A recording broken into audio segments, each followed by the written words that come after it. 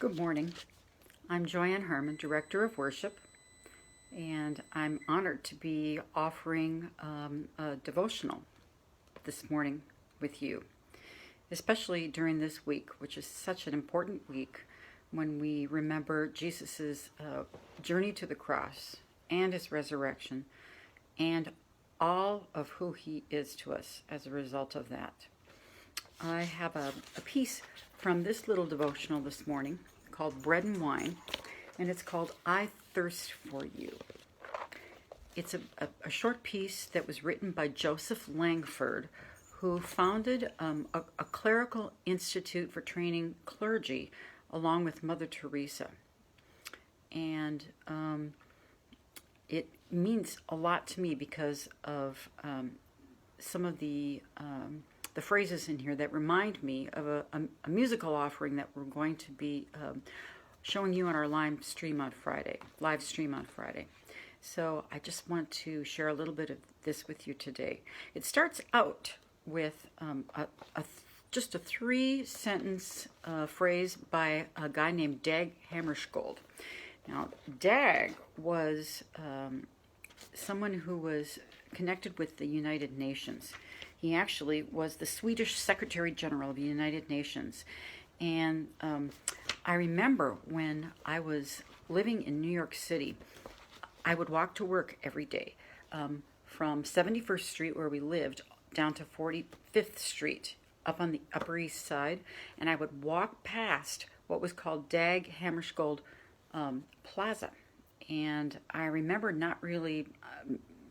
thinking that was a cool name, but not really knowing anything about him. And what I've learned is that he was on a peacekeeping journey to the Congo when his plane was allegedly shot down by people that didn't want him to do that, and he was murdered that way.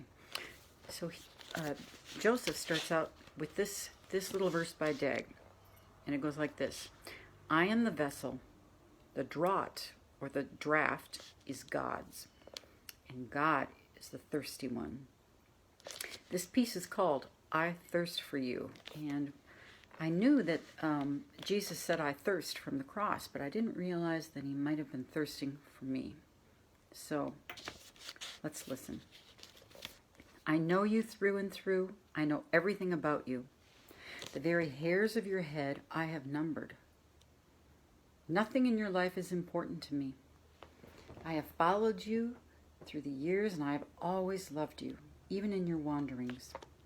I know every one of your problems. I know your need and your worries, and yes, I know all your sins. But I tell you again that I love you, not for what you have done or haven't done. I love you, for the beauty and dignity my Father gave you by creating you in his own image. It is a dignity that you have often forgotten, a beauty that you've tarnished by sin. But I love you as you are, and I've shed my blood to win you back. If you only ask me with faith, my grace will touch all that needs changing in your life, and I will give you the strength to free yourself from sin and all its destructive power.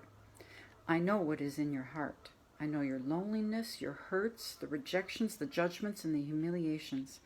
I carry it all before you, and I carried it all for you so you might share my strength and victory. I know especially your need for love, how you are thirsting to be loved and cherished. But how often have you thirsted in vain, by seeking that love selfishly and striving to fill the emptiness inside with passing pleasures, with even greater emptiness of sin? Do you thirst for love? Come to me, all you who thirst. I will satisfy you and fill you. Do you thirst to be cherished? I cherish you more than you can imagine, even to the point of dying on the cross. No matter how far you may wander, no matter how often you forget me, no matter how many crosses you may bear in this life, there's only one thing I want you to remember always, one thing that will never change. I thirst for you, just as you are. You don't need to change to believe in my love, for it will be your belief in my love that will change you. You forget me, and yet I am seeking you every moment of the day, standing at the door of your heart and knocking. Do you find this hard to believe? Then look at the cross and look at my heart that was pierced for you. Have you not understood my cross? Then listen again to the words I spoke there, for they tell you clearly why I endured all of this for you. I thirst. That's from John 19:28. I thirst for you. As the rest of the psalm verse says, I looked for love and I found none. Psalm 69. All of your life, I've been looking for your love. I've never stopped seeking to love and be loved by you. You have tried many other things in your search for happiness. Why not try opening your heart to me right now, more than you ever have before? Whenever you do open the door of your heart, whenever you come close enough, you will hear me say to you again and again, not in mere human words, but in spirit, no matter what you have done, I love you for your own sake. Come to me with your misery and your sins, with your trouble and your needs, with all of your longing to be loved. I stand at the door of your heart and I knock.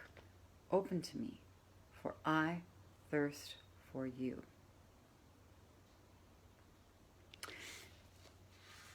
One of the reasons why this writing really spoke to me is because it connected so well with this work that we're going to be presenting on Friday night at 7 o'clock on our live stream by a composer named Connor Koppel.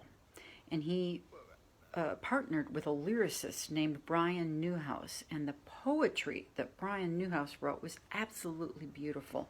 And he uses in the lyrics this same couple of phrases that Joseph Langford used in this piece. In one movement of this piece of music, he says that you are forever my beloved, more than you can imagine, more than you can imagine. And I love the fact that it was repeated once right after itself, more than you can imagine, more than you can imagine. It really penetrates when you hear it that way. And then, of course, this whole piece is called I Thirst, and one of the movements from that was called I Thirst, and as we talked about it, it's referring to Jesus thirsting for us from the cross. And then later on in another movement, he talks about come close. Joseph Langford used that phrase here too, come close, and you get this image of Jesus drawing us to him, saying, please come close to me. So I want to encourage you to join us on Friday night, because Dr. Matt Farrell, our director of chancel choir and vocalists, is conducting a small chamber orchestra along with Katie, our amazing keyboardist and organist, and 7 amazing singers. And they presented this music not only so musically, but with such sensitivity that it made the whole experience extremely transformational, as well as just a really enjoyable musical experience. So please join us at 7 o'clock on Friday night for our live stream, and then it will be available on demand after that. Thank you so much. It's been great being with you today.